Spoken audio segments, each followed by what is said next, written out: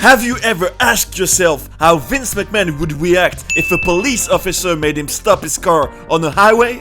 Can you imagine which specific scene convinced Cody Rhodes to leave WWE in 2016?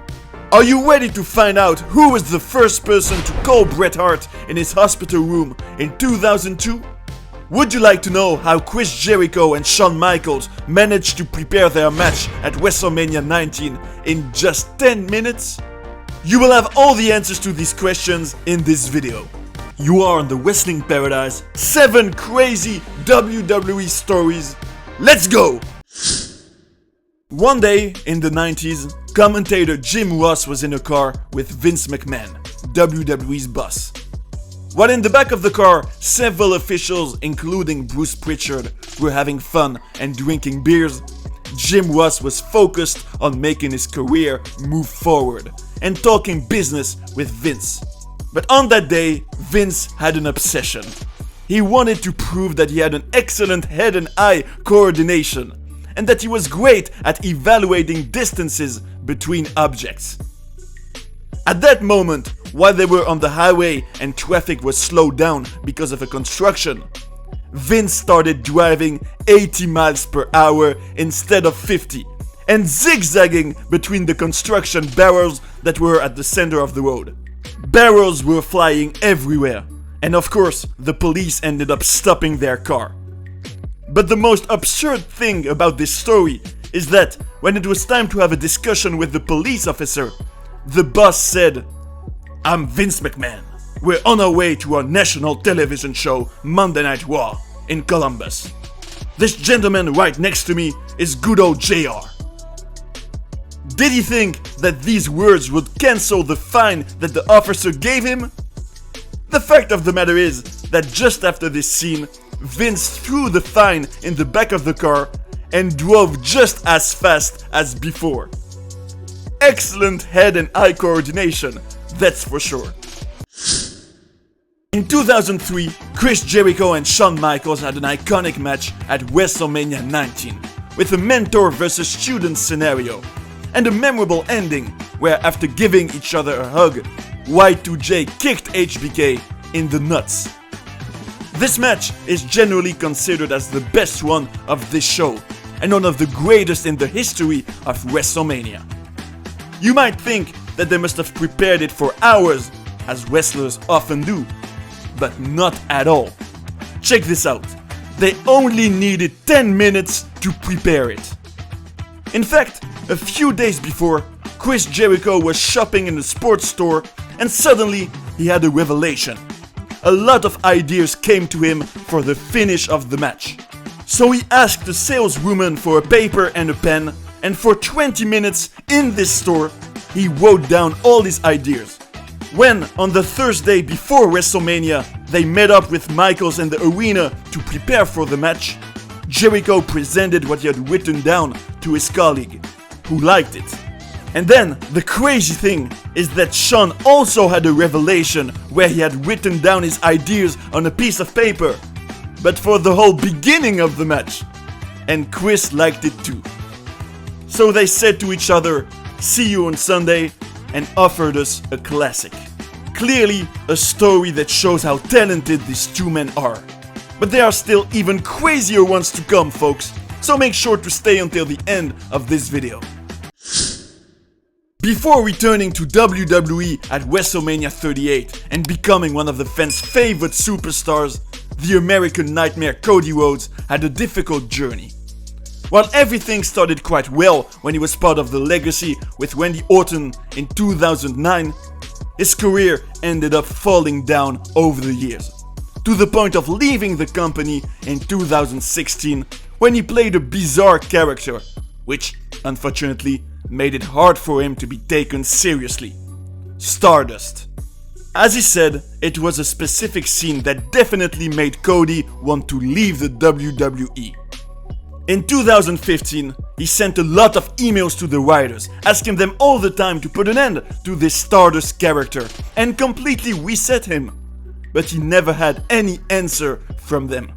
One day, he got tired of it and went to see one of the writers, but he completely ignored him. While Dusty Rhodes' son really didn't want to be Stardust anymore and wanted more than anything to start from scratch, the Ryder didn't listen at all. And even worse, while the guy seemed too busy on his laptop to listen, Cody realized when he left that the laptop was actually powered off and that the Ryder was pretending to work in order to avoid Cody. A huge lack of respect that made him realize that it was time for him to leave. At that moment, who could have imagined that a few years later he would be in the main event of WrestleMania?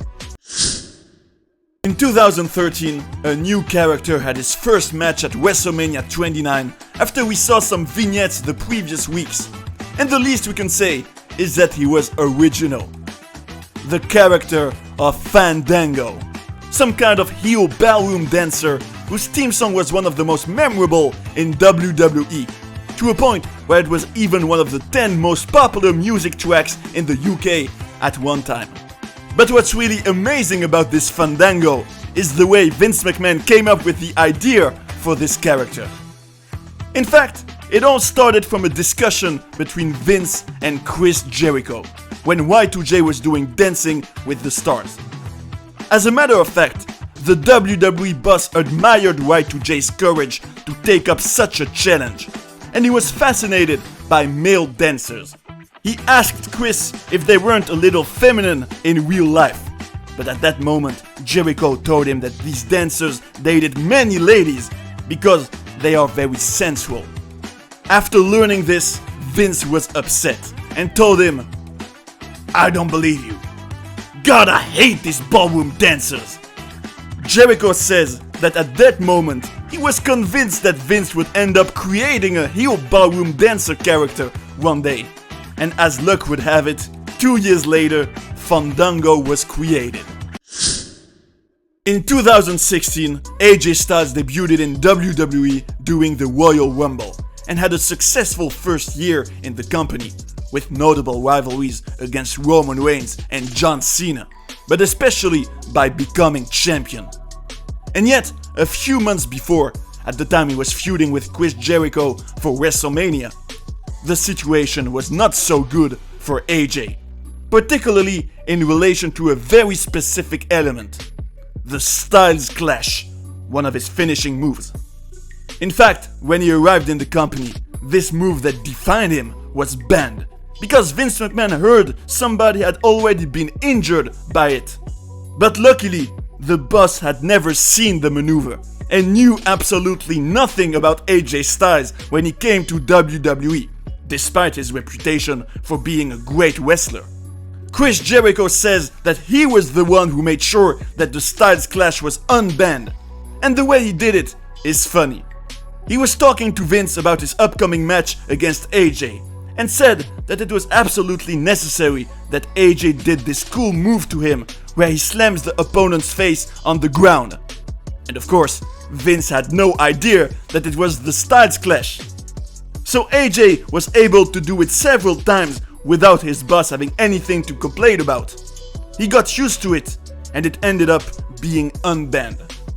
On this occasion, Styles can really thank Y2J. Bret Hart is one of the 90s greatest wrestlers, and his story is absolutely incredible, even if it is tinged with suffering and very difficult moments. In 1997, he was the victim of the infamous Montreal Screwjob, where Vince McMahon made him lose his title to prevent him from taking it with him in WCW. And the following years, he lost his brother Owen, who died in the ring. Bret himself took a kick from Goldberg right in the head, which severely concussed him to the point of having to stop his career. And he even had a stroke when he was cycling in his hometown of Calgary. This whole period was very hard for Bret. For example, he could no longer listen to music or watch TV because of the damage his brain had suffered. On the other hand, what's crazy is that in 2002, just after his stroke, the first person to call him in his hospital room was perhaps the one he least expected: Vince McMahon. While there was some major heat between them since the Montreal Screwjob, and despite Bret's huge hatred towards Vince for betraying him in his eyes.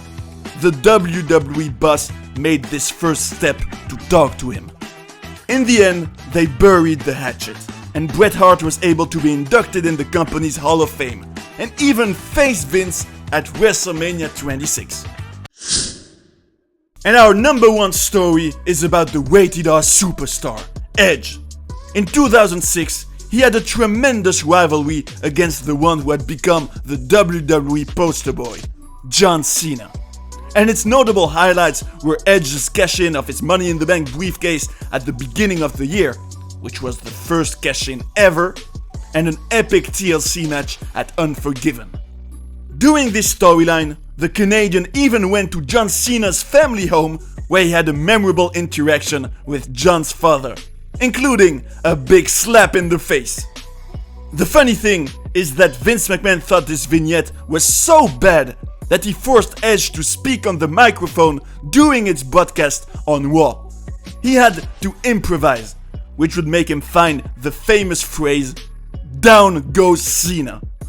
But the craziest side of this story is that the day Edge went to the town of West Newbury, where Cena grew up and where his parents' house is located, it was the one and only time in his life that Edge got food poisoning after eating pizza there. The same night, he had a match on a house show where he had to restrain himself from pooping the whole time and where he was sweating a lot, and he ended up throwing up as soon as he got out of the ring. It's still a funny coincidence that the only time he's had food poisoning in his entire life was in the city of his biggest rival. That was mind-blowing, right? Can you believe how Cody Rhodes was being disrespected by the writers before leaving WWE? Who would have thought that Vince McMahon was the first one to call Bret Hart at the hospital? And that Chris Jericho and Shawn Michaels only needed 10 minutes to prepare their classic match? The fact of the matter is that the world of wrestling can be cruel and funny at the same time. But what's for sure is that it's never boring. We can say that this topic raises a lot of questions. I hope you had a good time watching this video, and I invite you to stay in the paradise of wrestling to look at some other ones. See you right away. And that's the bottom line, 'cause Stone Cold said so. What?